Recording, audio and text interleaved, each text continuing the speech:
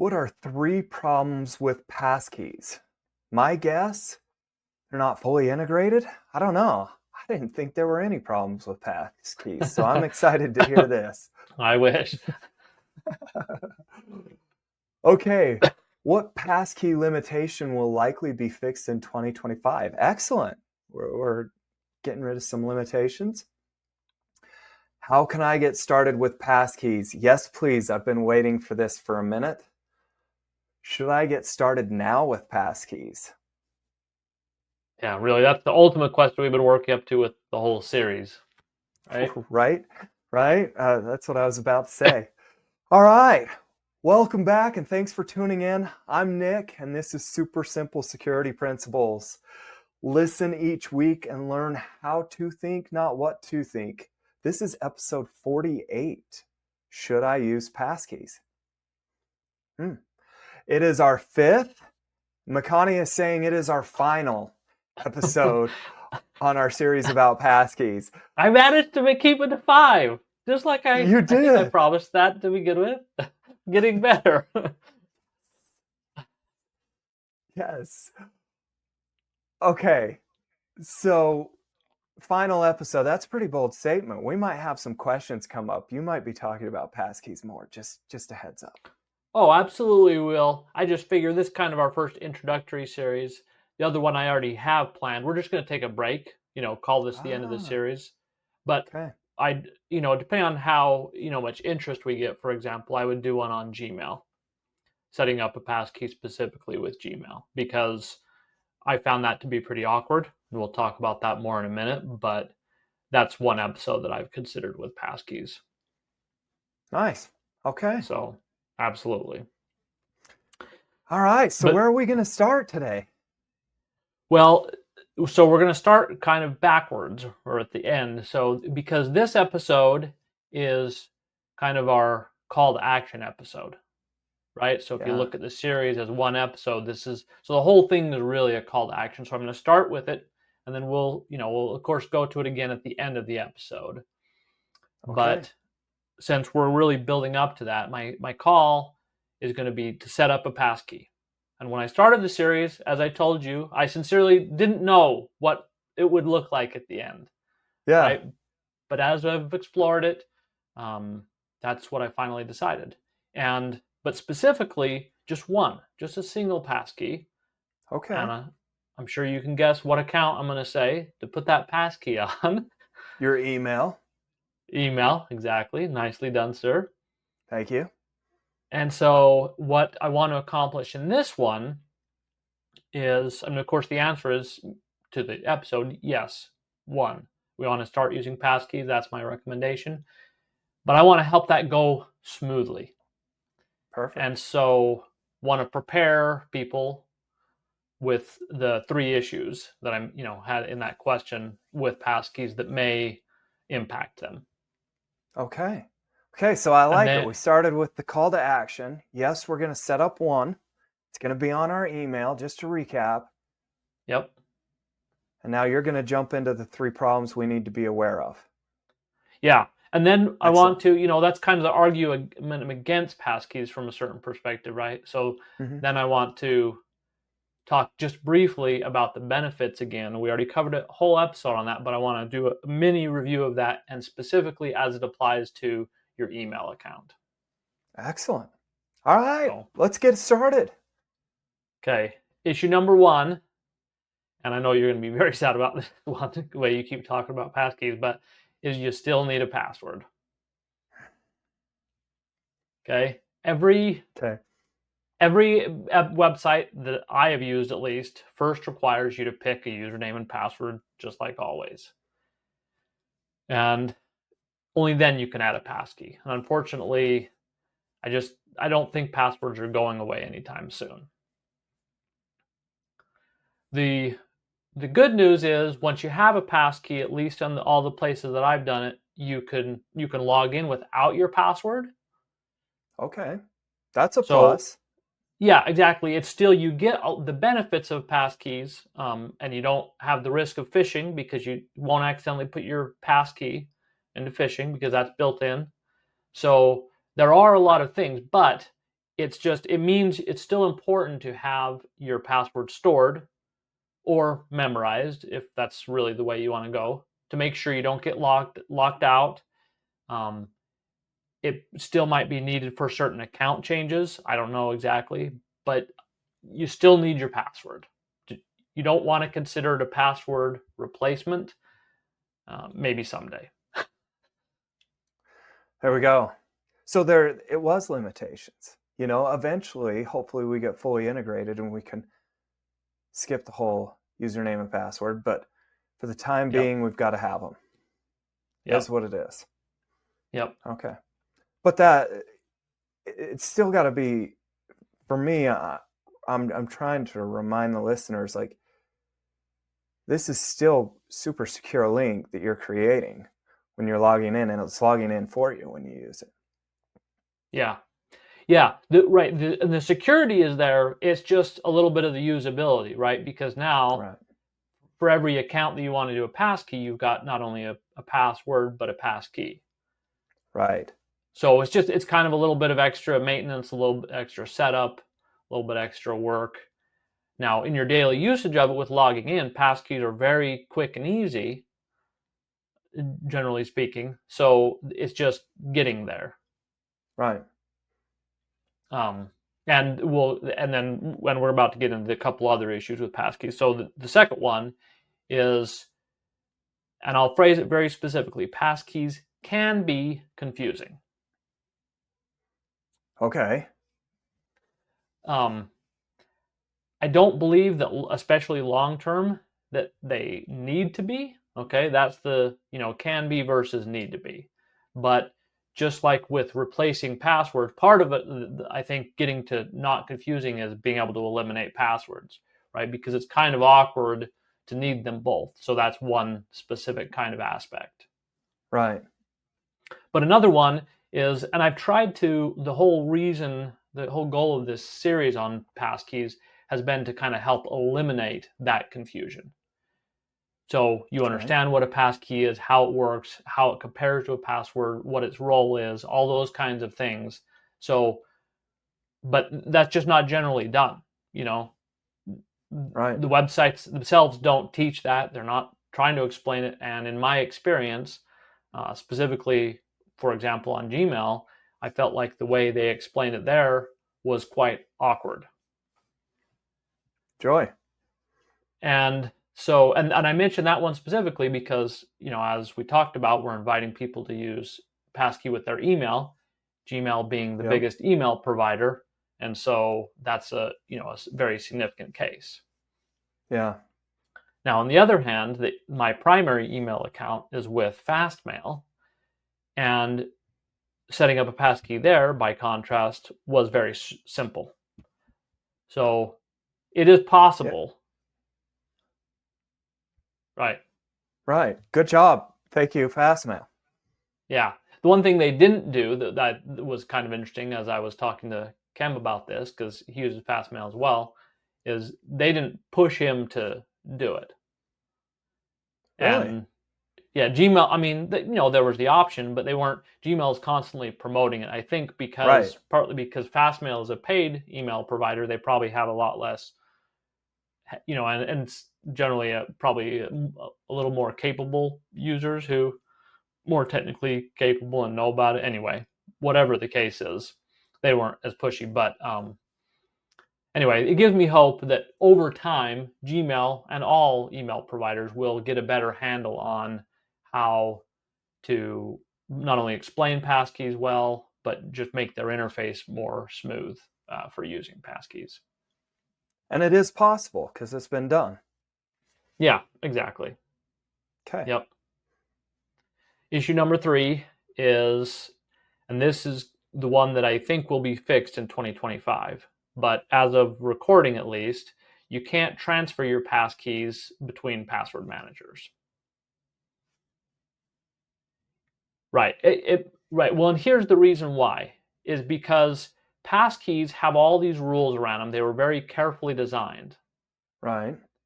And so right now, like if you take one password manager and you export your passwords, it might be basically in a format where, it's a file with your plain text password sitting on your hard drive, where then if that file got compromised or it got sent to a backup, or it even got deleted in your trash and they were covered in trash anyway, all your passwords are basically sitting out there outside of your vault as it's going to the new password manager, right? Right. So it's not a particularly safe method of transferring between password managers. But that's what we have today. But they didn't want that. They didn't just be like, oh, well, with passkeys, we're just going to dump them out in some whatever format. Like, they wanted to do it very carefully and thoughtfully. And so as an industry, they're coming up with rules for that. And they're in the process of doing that, but they just haven't all agreed. There's a lot of players. And so they all got to come up with the rules that they agree on. And then everybody will implement them, just like passkeys. Gotcha. So, Gotcha. Okay. yeah. That's kind of a unique process. They're all, players, but yet they're also trying to set the rules and standards. Well, yeah. Why does that strike you as weird? It's just a unique format, like, I like it. Nothing wrong with it, Let the players set the rules and regulations. And Oh, I see what you're saying.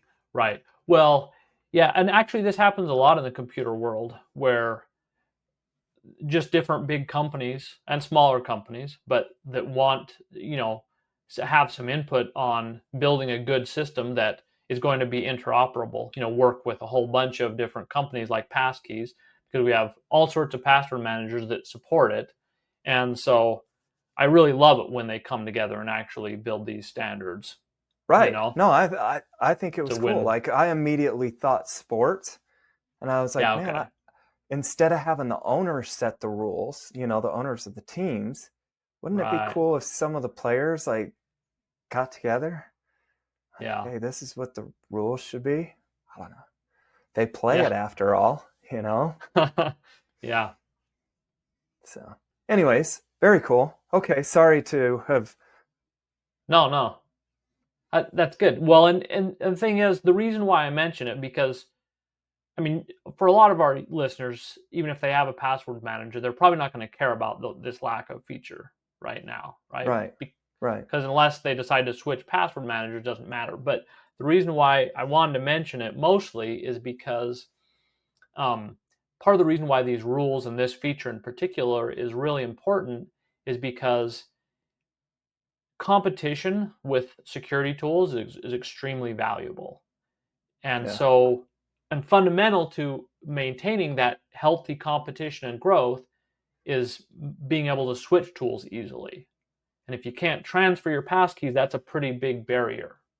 right, right. And as much as I like Apple, I don't really want to give them any more ways they can keep me in their walled garden. As pretty Right, as it is there, you know. right, So, not that I use the Apple password manager, but anyway, that's the idea. It's just right. important to me. So, but Look, I live behind the wall of Apple. You know this. We've talked about this. So, yep. Okay, so those are the three reasons that I'm not using passkeys a whole bunch more myself, and I'm not pushing super hard for anyone else to either. right. Now, that We're being said, being you use one. strategic in which ones we're using. Again. Yeah. Well, and especially for our listeners, like, I just really want them to start with one, Yeah. play with it, practice with it, see how it goes. And then, if you decide, hey, this is for me and I want to add it, go ahead and do that. That's great. Which ones we're going to suggest next. We're going to suggest Facebook and, all the big tech ones, social media, all your anything identity related, banks, etc. Work down the Yeah. list. But the other thing before we talk about the benefits is, in order to really get the most out of your security from using a passkey with your email, you also absolutely have to have a super strong password. Yeah. because like with all security, it's the kind of the weakest link in the chain, right? You got a weak password, that's in a lot of ways going to nullify not all the benefits, because if you use passkey to log in, maybe you're not going to get hit by phishing, but it's still a huge vulnerability. So Right. since passkey already requires you a password manager, then what I say is just make sure that it generates a crazy long random password for you as well. Right. That was actually my thought. That's what I was going to say. Can't we just, since we're using password manager already, we might as well just crank that bad boy out. Yep. And it should be, all the ones I've tested, they can let you do 50 characters. Nice. And that's what I have, at least for mine. And there's no reason not to basically do whatever the maximum they allow, because you're not going to be typing it in. Your password manager will do it for you. Which is because that's safer, but it's faster, easier, as you well know. Yeah.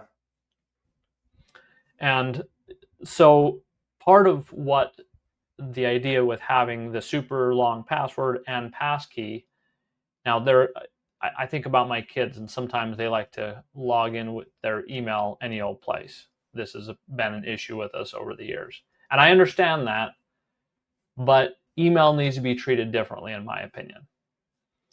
I don't. My recommendation is not to be logging in any old random place. You want to have that passkey requirement. That, yes, I know that can be a little more inconvenient because you don't necessarily have access to your password manager on any device you want to log into. But that's intentional, and in my mind, I want that to be intentional. It forces you to acknowledge each time the seriousness of logging in with your email. Well, and if we remember just this last episode that we were listening to, well, I guess not last, but one of the ones we had over the holidays, we understand the importance of email. Yep. This should come as a no-brainer here. Like we shouldn't be logging into our email just everywhere. We should be pretty select in where we're logging into it, because it's so important to us. Yeah. Well, and I know one thing that I've helped some people with is, and my kids, for example, is, they want to use it for everything. And there are alternate methods that you can use rather, to be able to get access to the things that you need without accessing your email account on every device. And we won't get that in today, but there are solutions. So, anyway, it's one of the cases where I just feel like it's a really important trade-off in terms of convenience and security. Yeah.